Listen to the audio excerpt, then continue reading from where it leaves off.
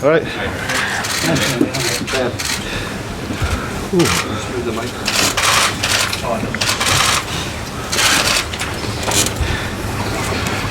Afternoon, gentlemen, and welcome. Apparently we are going to go live on Sky Sports News, so they will lead it. We're not doing any one-to-ones, but we've set some tables up at the back and we can group round the tables, and Paul will come and probably do 7 and another 7. And the other broadcasters will do their stuff outside while the pictures are being taken. Are you all happy with that? No? Right. Yeah, the club is absolutely delighted to announce Oldham's best kept secret, which is, I didn't know until this morning, by the way, Paul Scholes. For me, there we thank go. you. Yes, that's right. And on the end is his assistant, Nick Priest, and this is our chairman, Abdullah Lemzinger.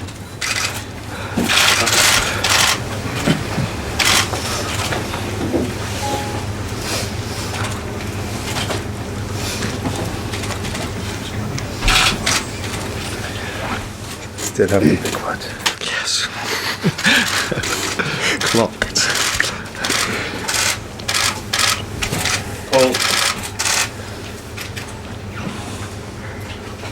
Paul, first of all, thanks for joining us live on Sky Sports News. Sat here, your first job in management at Oldham Athletic.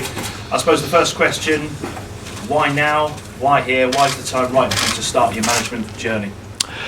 I just feel ready, really. I think there has been times in the past where it's been an option for me, but I never felt quite as right. I always wanted to come into this with with my full coaching badges. I've got them now with the A licence. I've done that last year or 2 years ago maybe.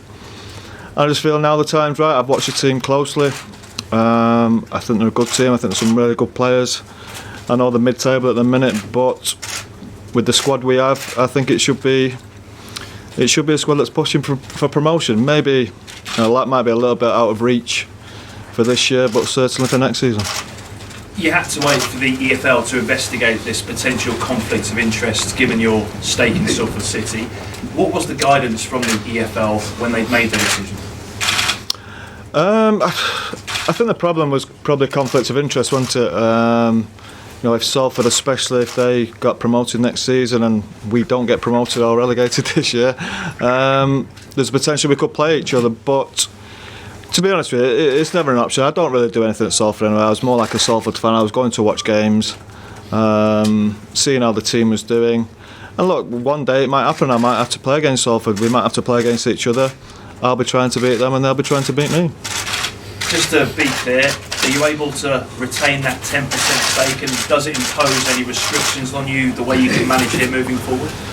No, I don't think so. I can keep the 10%, yeah, the stakeholding. I think I've had to resign as a director of the club.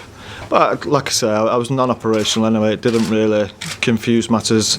I'm here now to give 100% to Oldham. And look, of course, I'm still going to watch Salford and see how they're doing. But my main focus now is Oldham Athletic. How much passion do you have for this town and the fans in this football club?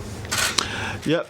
A lot of passion for this town. Obviously I'm living in the area 15 minutes away, which is good, and I know it's been probably 20-30 years since there's been excitement at the club really, and it's always been a club that seems to be fighting relegation. As much as other managers have tried to get a lift and something positive from the town and the football team, it's been difficult. Now look, I'm like every other manager who's been at this club in that time. You want to try and change it, and I hope I can do it.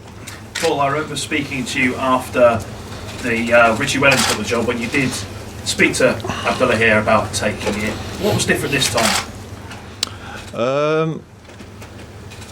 There was nothing different really. Rick had done really well. That was the only thing that was different. I think Rick at the time won 5 games on the spin, including beating Blackburn here, which obviously got promoted. So it was never an option then. I obviously spoke to Abdullah and Simon at the time as well. But it was never an option then because Rick had done so well.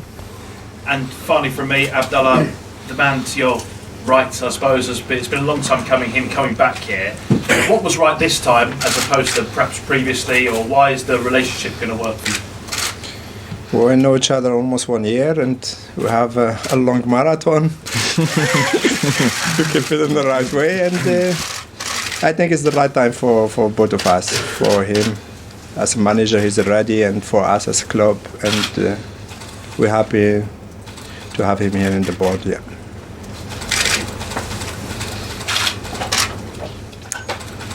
Paul, having played your whole career at the very top level, how big an adjustment is it to manage a club which is obviously in League Two at the moment? I don't know, because I've not done it yet. It's only been a day. Look, it's football, isn't it? It's, like I say, I wouldn't be here if I didn't feel excited by the team I've seen. I've watched football at all levels. I think still the basics apply to whichever level you're at, whether you're non-league, whether you're in the Premier League. And like I say, I'm just excited about this team. I think there's a group of players at a good age. There's a couple in the 30s, obviously, but you need that experience around as well. But I'm just looking forward to get going. Obviously, I prepared for the last 2 or 3 weeks, really watching games all the time as much as I can, looking at other teams, looking at the way we play, obviously, which is very important. And like I say, I think there's a team capable of doing really well, so that's why I've decided to come here. You mentioned the last 20 years haven't been particularly good for Oldham Athletic, but where they were a Premier League club when the Premier League began, do you think that it's realistic they could get to those levels again? But that's not my target at the minute. My target at the minute is to beat Unveil tomorrow night. If something happens in the future, look, that's a long way away. We know that.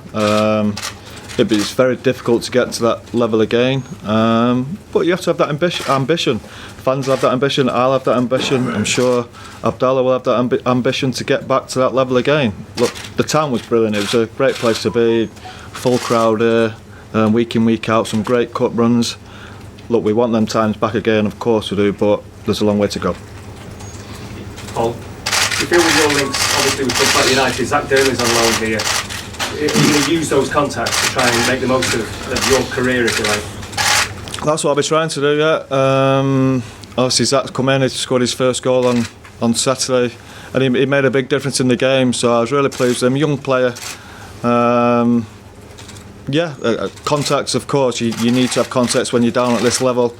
You need to have contacts all over the place. I've got a few people who can get in touch with at various clubs, not just Man United. Obviously I'm very close to Nicky, close to the people at Man United, and if they can help me in some way, I'm sure they will.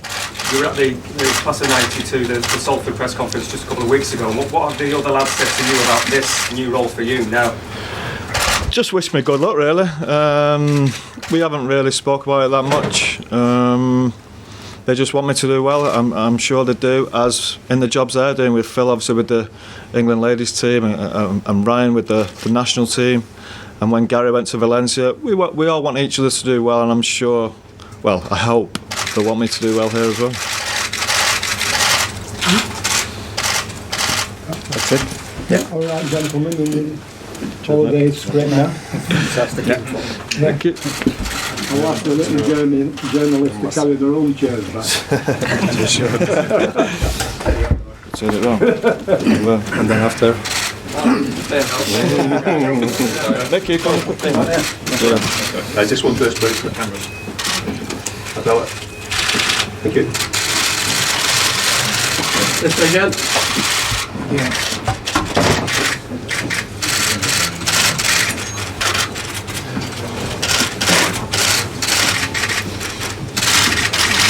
Also from the front. Yeah. Sponsors. They're finishing in 2 months. But I'm not doing that. That is the bad of On this way, guys.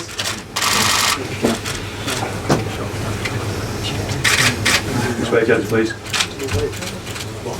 Thank you. Thank you. Right. Cheers. Yeah.